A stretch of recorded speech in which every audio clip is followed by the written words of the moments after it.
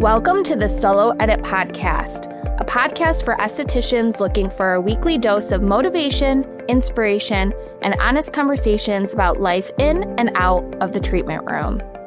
Growth does not always begin with adding more services, more certifications, more products, or even more hours in the treatment room. Sometimes, honestly, and often, growth begins with subtraction, with unlearning, and letting go of beliefs that you once felt kept you safe.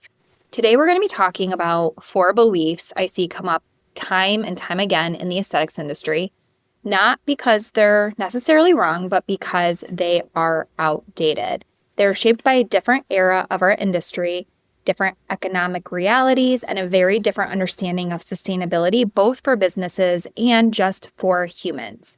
So this episode is what I'm calling the Unlearning Series. And if there's one thing I hope you take away from it, it's this, that you don't need to become someone new to grow. You may just need to release what no longer fits. The first is my treatment menu needs to appeal to everyone. Now, let's be honest, most estheticians start here. I know that I did. A broad menu will often feel responsible, smart, and safe because you're appealing to everybody.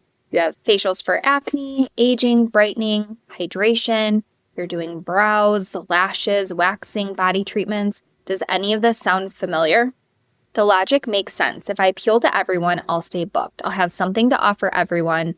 This, in turn, will help me make more money. But here's what the data and psychology tells us. In consumer behavior research, there's this thing called choice overload. This is when people are presented with way too many options, and they are actually less likely to be able to make a decision and less satisfied when they do. In our industry, clients, for the most part, specifically when we're talking about facials, they don't even know what they need to book. So a lot of options is actually going to be a disservice. When your menu tries to be everything to everyone, it actually makes your brand harder to understand. From a branding perspective, your brand lives in someone else's brain. It's not your website, it's not your service menu, but it is in their mind.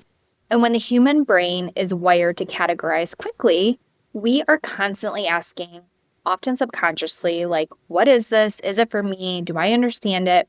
And so when a menu is really broad and unfocused, the brain can't answer these questions easily.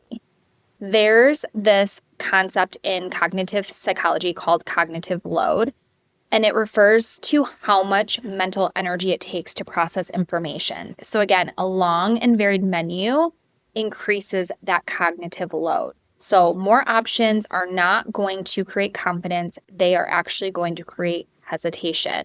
When clients feel unsure, they often default to 3 things. One is they just choose the cheapest option. They choose something super random. Or 3, they delay or don't book altogether. And none of these outcomes serve you or your client. So just remember, a clear, focused menu will reduce that decision fatigue, and the client will feel guided instead of overwhelmed. And again, from a branding standpoint, clarity always outperforms variety. When you niche down, something powerful happens. Your marketing will become simpler, easier for you. Your messaging becomes repeatable, again, easier for you. Your confidence will increase and your results will become more consistent, and you become known for your specialty. The second is using technical jargon just to sound like an expert. There is this belief that is deeply ingrained in professional education and within our industry that when we use technical jargon or big words, it in some way equates to credibility. But psychology tells us the opposite. When clients don't understand what you're saying, they don't ask questions, they just kind of stop listening and disengage. And when people feel confused, they will seek certainty and clarity elsewhere. And that's when TikTok dermatology, Instagram infographics will step in. So your role is not to impress your client, it's to help guide and translate for them. True expertise shows up in your ability to make these complex systems, or what feels complex to your clients, more understandable and not so intimidating. So when you use clear language, your clients will actually be able to follow home care more consistently. They're more compliant, they see better results, and ultimately that trust between you and your client will deepen. So remember that simple is not unprofessional, it's definitely authentic, and it's how you build long-term client relationships. The third is more appointments equal more success. And this belief is everywhere in service-based work. Busy equals valuable, or being booked equals successful. But here's the truth. Busyness is not a business model, and burnout is a real thing. Emotional exhaustion increases dramatically in client-facing roles like ours, with a lot of high volume and low recovery time, especially when the work requires that emotional presence and physical labor and decision-making that we do as estheticians every single day. I know you know what I'm talking about, and what I have found in my years in the treatment room is that when my calendar was packed back to back with services, quality definitely suffered. It definitely ate away at my creativity because I didn't have enough bandwidth, and my strategies, my new ideas were all postponed. And I think that it's important to remember that our bodies always keep score.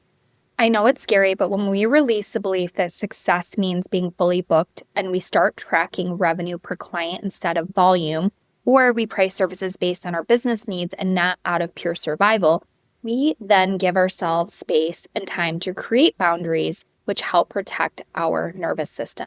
In episode 23, The Weight I Wasn't Meant to Carry, I talk a lot about how I ran myself ragged for years and how it has just started showing up in undesirable ways years and years later. My point in all of this is if you raise your prices and you run a lean business, you won't have to work as much. And I guess for me, that's my dream, and I'm assuming it's probably yours too. The fourth is I can't raise my prices until I'm fully booked. If you feel this way, you are not alone, and I truly believed this for years. Many estheticians wait for external validation, like a full schedule or a wait list, before allowing themselves to charge more.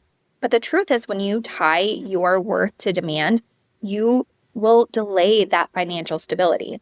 Economically, underpricing does two things. First, it will attract price-driven clients who you don't want, and it increases volume dependency, again, which you don't want or need. And this is where pricing gets misunderstood. Pricing is not just about your time or your product costs, although that is very important and a great place to start, but it's also about the value that you create. And value is experience, it's not itemized. If you're asking yourself, what does value look like? Here's what I mean.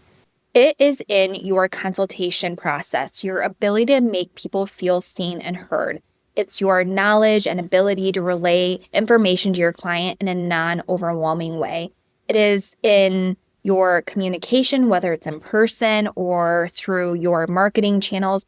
It is so much more than just the service that you provide. So I say all of that to say that if you're worried about raising prices, please remember this. You are not charging more because you're busy or known. You're charging based on the value you provide, the expertise, the experience, and the care that clients can't get anywhere else.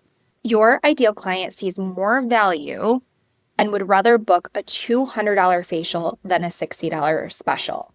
And if you're listening to this and you're saying to yourself, $200 is a lot of money, or I would never pay that, that feeling is based on your own situation and your relationship with money and not your ideal client.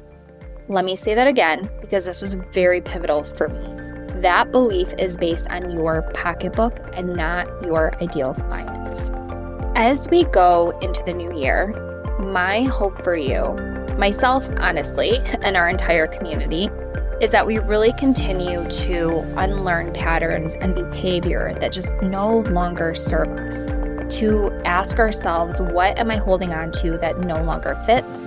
And what may be possible if I let it go? Thank you so much for being here today, and I'm wishing you an amazing 2026.